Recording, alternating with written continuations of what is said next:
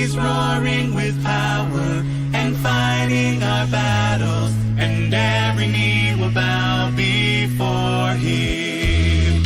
Our God is the Lamb that was slain for the sin of the world. His blood breaks the chains, and every knee will bow before the Lion and the Lamb. Every knee will bow before Him. So open up the gates, make way before the King of Kings. The God who comes to save is here to set the captives free. For who can stop the Lord Almighty? Our God is the Lion of Judah. He's roaring with power and fighting our battles, and every knee will bow before Him. Our God is the Lamb that was slain for the sin of the world. His blood breaks the chains, and every knee will bow before the Lion and the Lamb. Every knee will bow before Him. Who can stop the Lord Almighty? Who can stop the Lord Almighty? Who can stop the Lord Almighty? There is no one who can stop the Lord. Our God is the Lion of Judah. He's roaring with power and fighting our battles, and every knee will bow before Him. Our God is the Lamb that was slain for the sin of the world. His blood breaks the chains, and every knee will bow before the Lion and the Lamb. Every knee will bow before Him. Our God is the Lion of Judah. He's roaring with power and fighting our battles, and every knee will bow before Him. Our God is the Lamb that was slain for the sin of the world. His blood breaks the chains, and every knee will bow before the Lion and the Lamb. Every knee will bow before Him.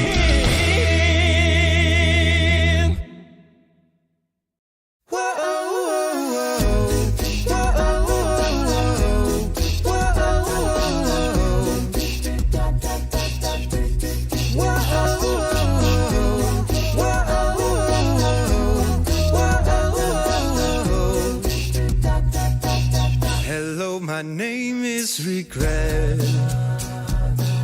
I'm pretty sure we have met. Every single day of your life, I'm the whisper inside that won't let you forget. Hello, my name is Defeat. I know you recognize me. Just when you think you can win, I'll drag you right back down again, till you've lost all belief. Oh, these are the voices.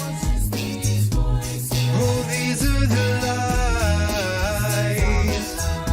And I have believed them for the very last time. Hello, my name is Child of the One True King.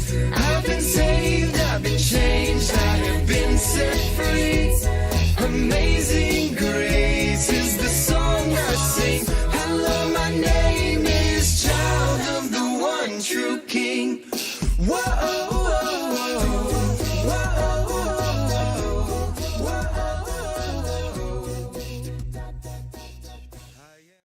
Good evening. I'm Jason Hollinger. I'm the preaching and community minister here for Lufkin Central.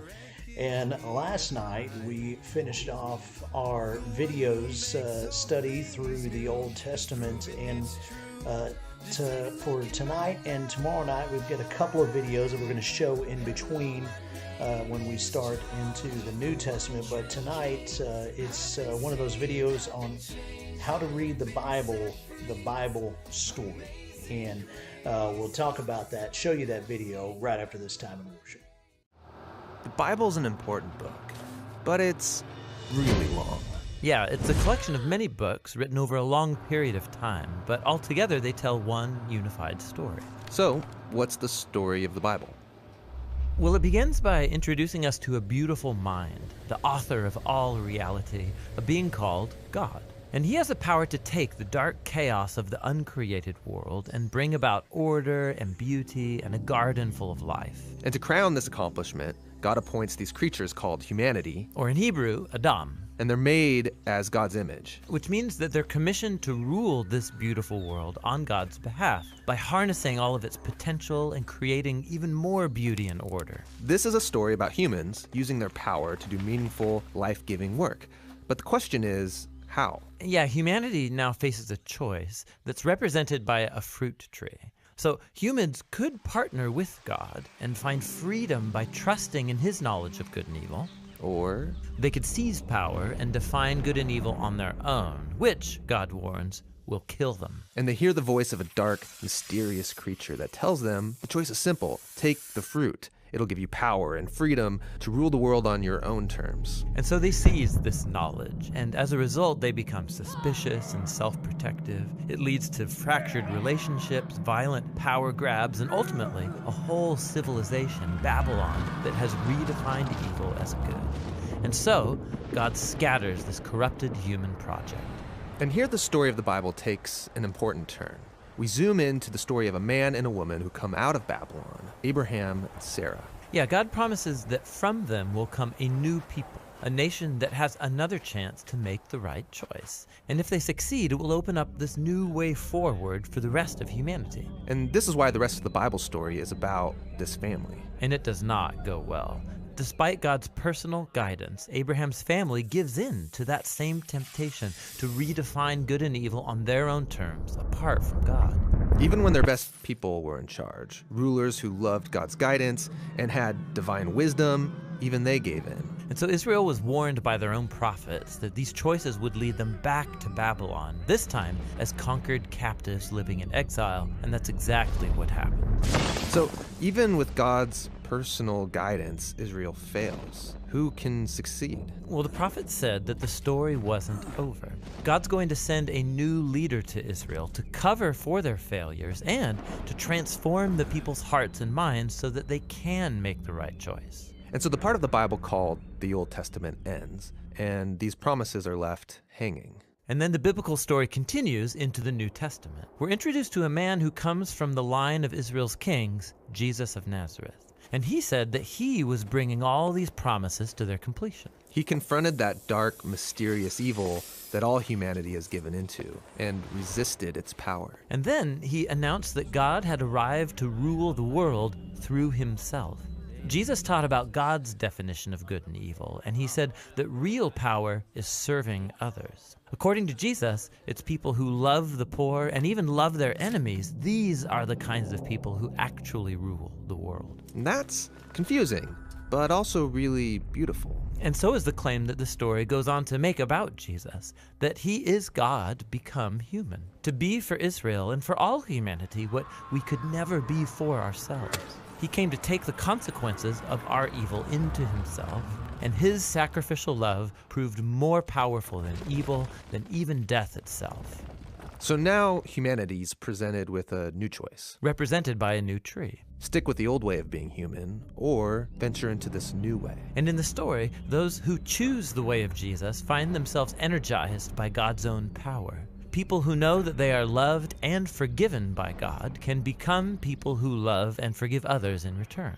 The Jesus movement quickly spread throughout the world, forming these new communities of people who follow the way of Jesus. But they faced problems. There was persecution from the outside by people in power, and inside there was confusion, even compromise. Yeah, because following Jesus is really hard. And so the movement's leaders, called apostles, they wrote letters to comfort and to challenge these communities to stay faithful to the difficult way of Jesus. And they're called to hope for the day when Jesus will come and change everything. And so the Bible ends by pointing to the future day, when all wrongs are made right, when evil is eradicated, heaven and earth are united, and humanity can rule the world together in the love and power of God.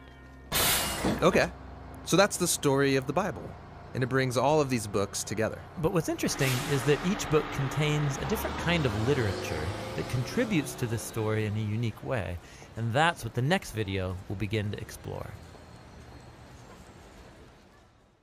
I love that idea about how each of these books of the Bible, they are unique in their style, but each of them together contribute to the greater story, the greatest story ever told, and that it would just be even without one little book, it would just be incomplete. There would be, especially now to where we are, would be something's missing. And so I love how each are unique in their own way, much like how each of us are unique in our own way, in the way that we bring the story to life in the way that we live and love and serve. And so each of us, just as each book of the Bible has a unique way of telling the story, and that is important, is vital to us understanding the story of God and all that He has done for us, each of you are just as important and vital as well. And so with that one story, part of our story would be incomplete if it did not include an invitation to surrender our life to Him. To surrender to Him and to follow Him and to live, to love and serve God and to serve one another. And so if you find yourself in need of reaching out to someone to see what it means, what you can do to be a part of that bigger story, when you see that number here in a second, text the word surrender to it and we'll reach out to you, and together we will live this life of discipleship, of following Jesus and leading others to follow Him. Y'all have a great night. God bless.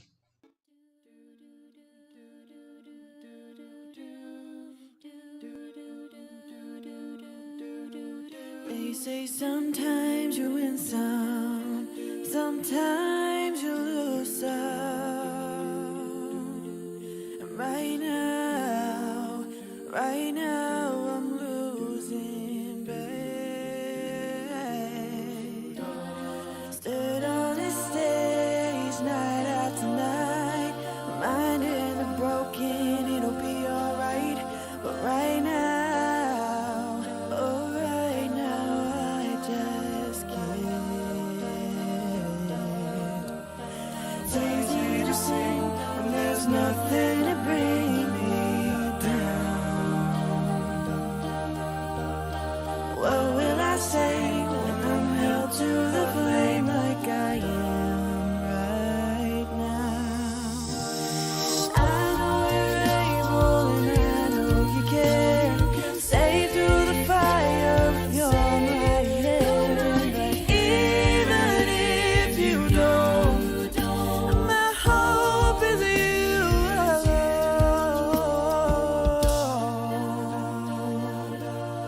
They say it only takes a little faith to move a mountain. Well, good thing a little faith is all I have right now. 'Cause God, when you choose to leave mountains unmovable, give me the strength to be able to see it is well with my soul. I know you're able and I know you can. Stay through the fire with your mighty hand. But even if you don't, my hope